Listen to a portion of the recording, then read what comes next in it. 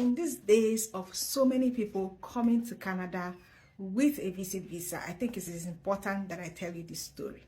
So a friend of mine came into Canada a few weeks ago, and at the airport, she came into the Toronto airport, there was this family. It was a young family that also came in on the same flight with them. The family was in front of her, and they went to the immigration officers before her. And then the immigration officers were very friendly because they had little children, and they were like, wow, what are you coming to do in Canada? The family said that they were coming to visit, and they were like, wow, that are the children not going to be in school? How come they are coming to Canada, you know, during school time? And they were like, well, they are just staying for a few weeks and the children will go back to school. So they asked them, where will you be staying? They said they are staying at a hotel. Good. And they asked them, will you be staying in the hotel for the entirety of your time in Canada? The family said yes.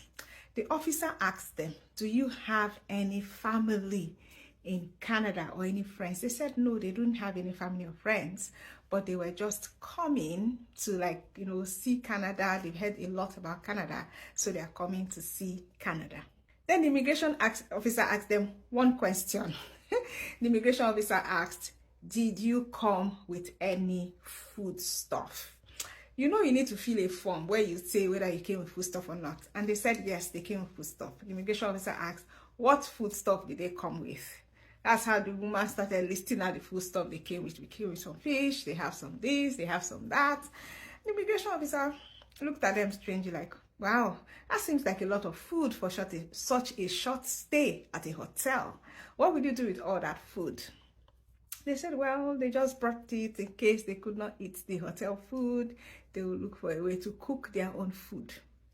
Fine. Immigration officer smiled and said, what if, like the question I'm trying to paraphrase, like what if you had an opportunity to stay permanently in Canada so you don't have to go back with your family? Would you stay?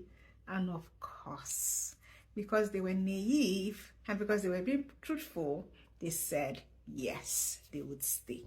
Now, you know what is funny? I've done a video like this before where someone was asked if they want to work in Canada, even though they came on a visit visa, and they said yes. That person was deported.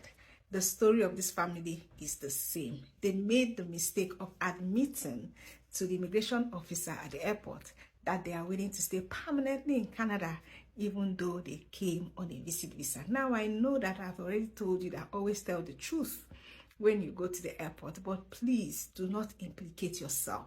This family made the mistake. I'm sure that they probably sold everything they have in Nigeria, made plans to come and stay in Canada and probably look for a job. But because they answered the questions incorrectly, they were deported back. She said they just told them to go and sit in one corner, and they started preparing their papers to go back to their country. So it's very sad. Like, I'm saying it because I'm like, wow, I was unbelievable. I thought people already knew not to make this mistake. So this is a mistake that this family made, and the reason why I'm putting it out there is if you or anybody you know is coming to Canada to visit with the intention of staying back to get a job, yeah, or with the intention of looking for a way to stay permanently, please help me pull their ears and tell them, never admit at the airport that you're here to look for a job or that you have an intention to stay permanently. No matter how they put the question to you, insist that you just came to visit friends and family or tourism or whatever, and you are going to go back to your country at the end of your visit.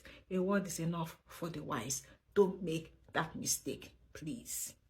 Thank you.